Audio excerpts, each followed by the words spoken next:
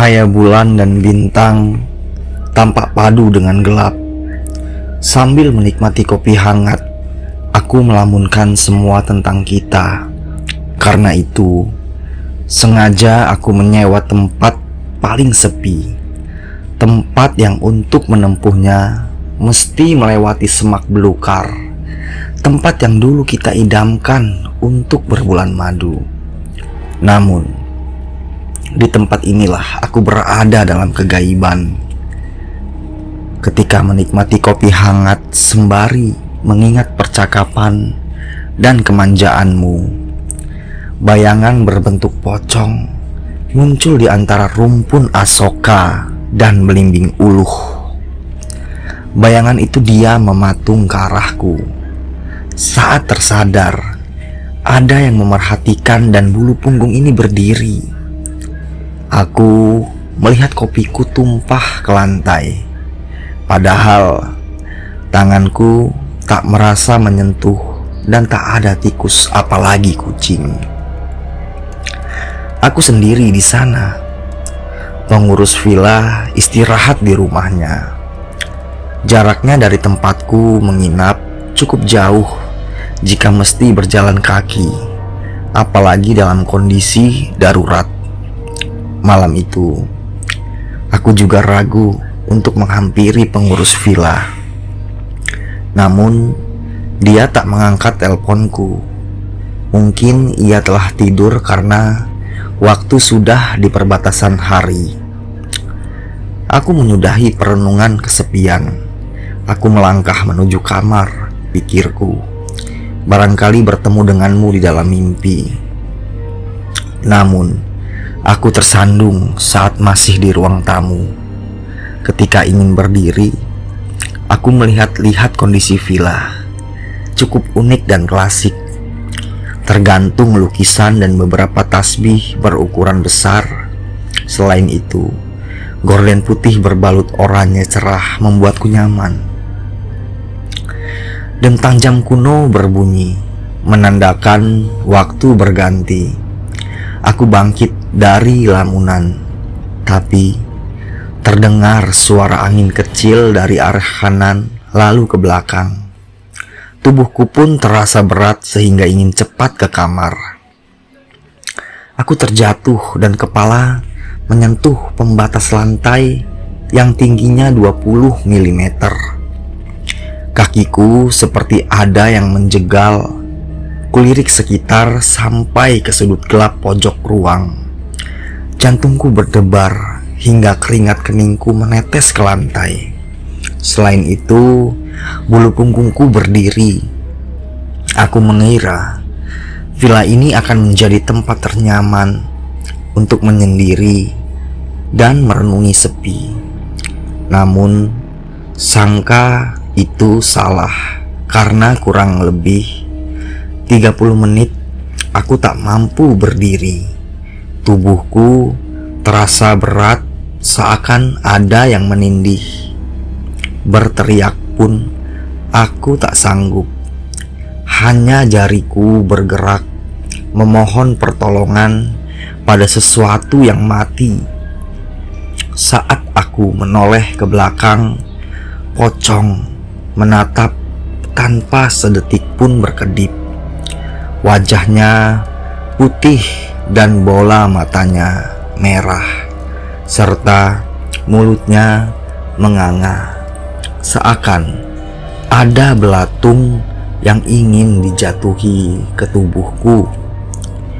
Bibirku hanya sanggup bergetar dan gigi bergemertak. Andai saja aku tak menuruti emosi.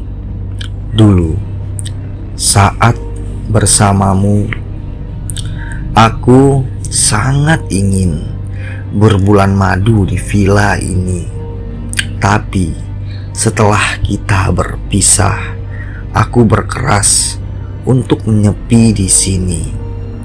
Kamu beruntung karena tidak sepertiku. Pocong melayang melewati kepalaku. Kakinya melayang di depan mataku. Bau bangkai memaksaku memuntahkan semua yang tadi ku makan. Tubuhku benar-benar lemas. Aku terseret hingga hilang kesadaran. Seingatku, diri ini berada dalam masa lalu. Dalam masa lalu itu, aku melihat seorang lelaki berusia 40 tahunan sedang memarahi seseorang. Aku ingat dan ciren siapa yang sedang dimarahi itu. Dialah penjaga villa ini. Dialah Rusdi.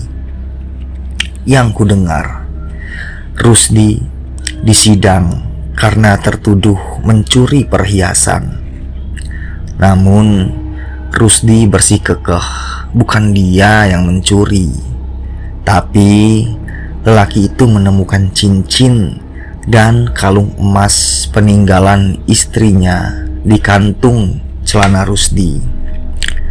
Hal mengerikan yang selalu terpampang di depanku. Pelan, Rusdi mengeluarkan pisau di saku celana belakang.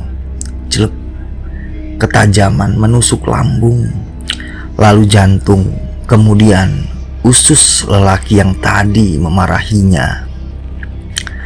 Bagai orang gila yang tak mampu berpikir dan menahan perasaan, Rusdi menjambak dan menyeretnya. Lalu dikuburnya mayat itu persis di depan jendela kamar yang kutempati. Jam dinding klasik berbunyi hingga membangunkanku.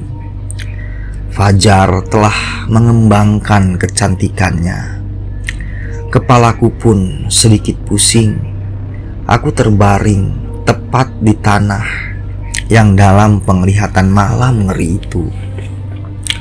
Disitulah jasad lelaki itu dikubur. Segera aku berdiri dan melangkah mengemasi barang-barang meski sempoyongan.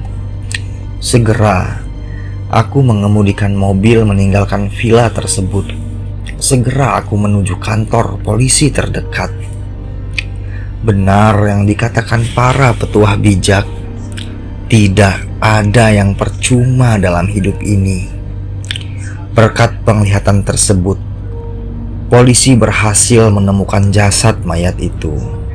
Namun, yang kuketahui waktu itu, polisi tidak mempercayai keteranganku.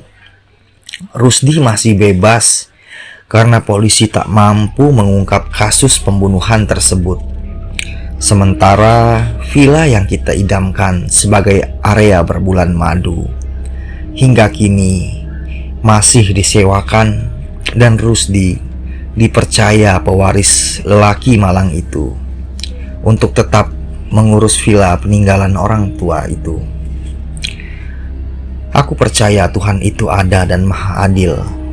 Dari koran, televisi, dan media sosial beredar kabar Rusdi sang penjaga villa akhirnya dihukum mati karena membunuh sepasang suami istri yang tak lain anak serta menantu si lelaki malang.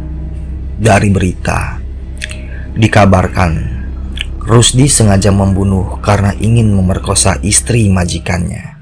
2021.